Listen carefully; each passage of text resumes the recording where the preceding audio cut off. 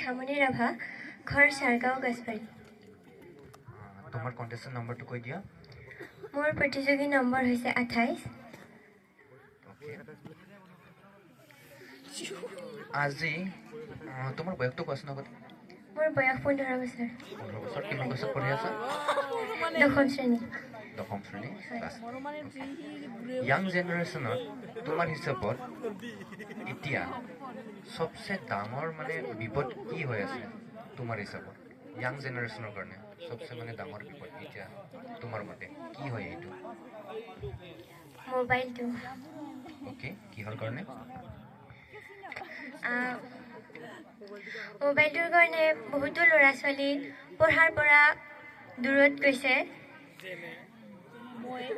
আগতে যিধৰণে ল'ৰা ছোৱালীয়ে স্কুলৰ পৰা আহি খেলা ধূলা কৰিবলৈ ওলাই গৈছিল, এতিয়া সেই পৰিৱেশটো দেখা পোৱা নাযায়।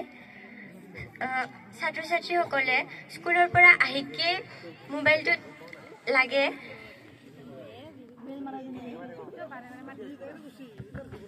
তোমাৰ মোবাইল আছেনে নাই? নাই। মা দেউতাৰ মোবাইল ইউজ কৰা? মাজে মাজে কৰোঁ। মাজে মাজে কৰা। তাৰমানে তুমি নিজেও বেছিকৈ ইউজ কৰা, সেইকাৰণে সেইটো বিপদ বুলি ভাবিছা, হয় নে নহয়? হয়। অ'কে, তোমাৰ প্ৰি বৰ্ড হৈ গৈছে চাগে?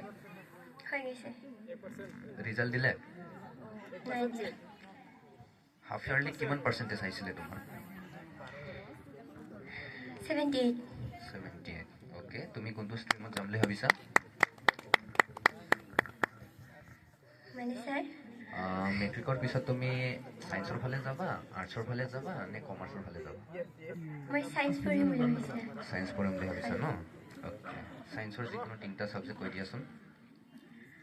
Biology, chemistry, physics. অ'কে, আৰু এটা থাকি গ'ল তোমাৰ মেথছ ইজ ভেৰি ইম্পৰ্টেণ্ট। হয়। বায়'লজিত 2টা পাৰ্ট আছে, কি হয় সেই 2টা?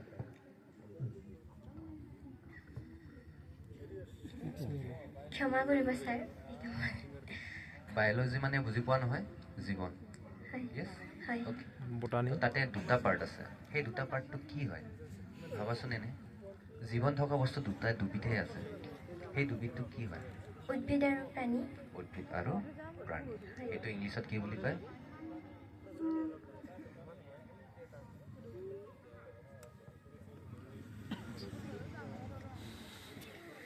ক্ষমা কৰিব ছাৰ। অ'কে, একো নহয়। এটা হৈছে জুলজি আৰু এটা হৈছে বটানী। হয়। ছায়েন্সে যে ল'ম বুলি ভাবিছা, আৰ্টছো ল'ব পাৰিলা হয়। কিহৰ কাৰণে ছায়েন্স লৈছা? এমটো কি?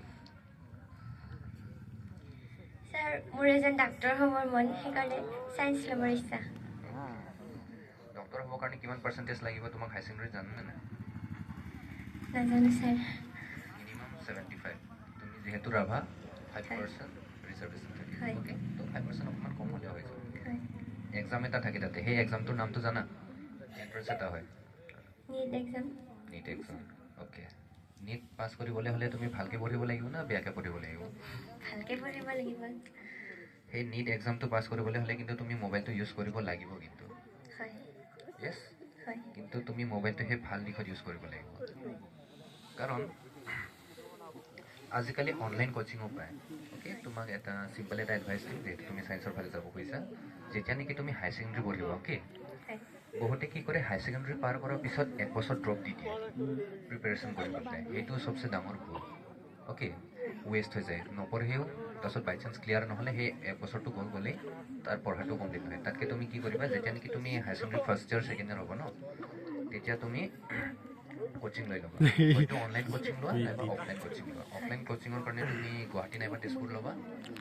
জেগাত আমাৰ ইমানখিনি সুবিধা নাই। অ'কে, সেইখিনি কৰিবা। আৰু যদি অনলাইন লোৱা, তুমি মোবাইলটো ইউজ কৰিব লাগিব।